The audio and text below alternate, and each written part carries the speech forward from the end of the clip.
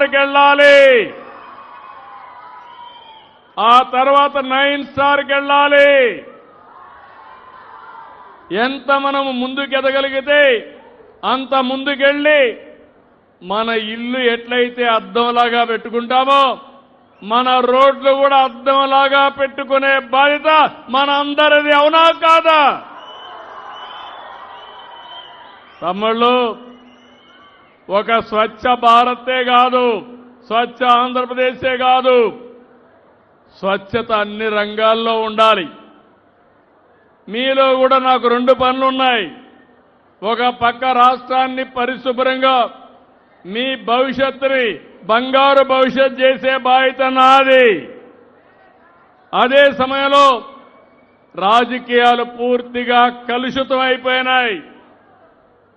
నేర చరిత్ర కలిగిన వాళ్ళు రాజకీయాల్లోకి వచ్చారు. మొత్తం ప్రజల ఆస్తుల్ని కబ్జా చేసే పరిస్థితికి వచ్చారు.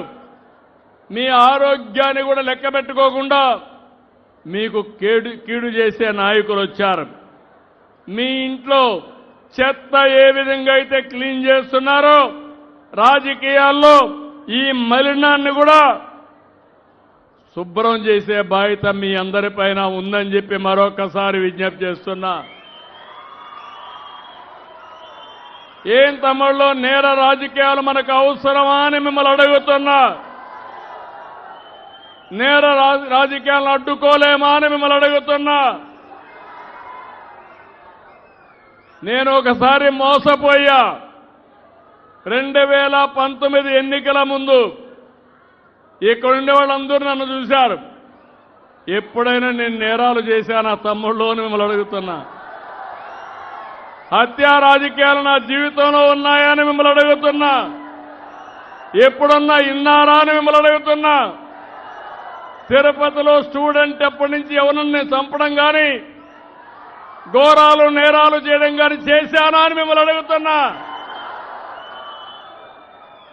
కానీ మీ అందరికీ లా అండ్ ఆర్డర్ ఇవ్వాలని, మీ ఆస్తులు కాపాడాలని, మీకు భద్రత ఇవ్వాలని ఒక్కొక్కసారి కొంతమంది నా మీద హత్యా ప్రయత్నాలు చేసినా నేను భయపడలేదు.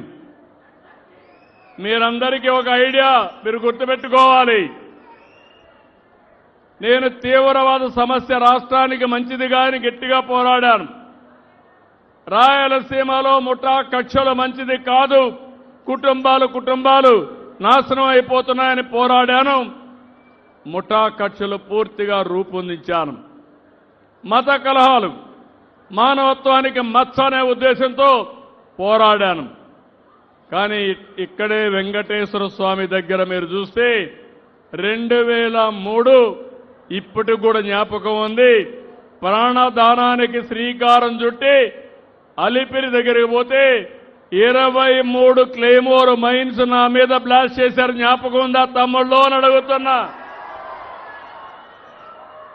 సాక్షాత్ వెంకటేశ్వర స్వామి దిగొచ్చి నాకు ప్రాణభిక్ష పెట్టాడు.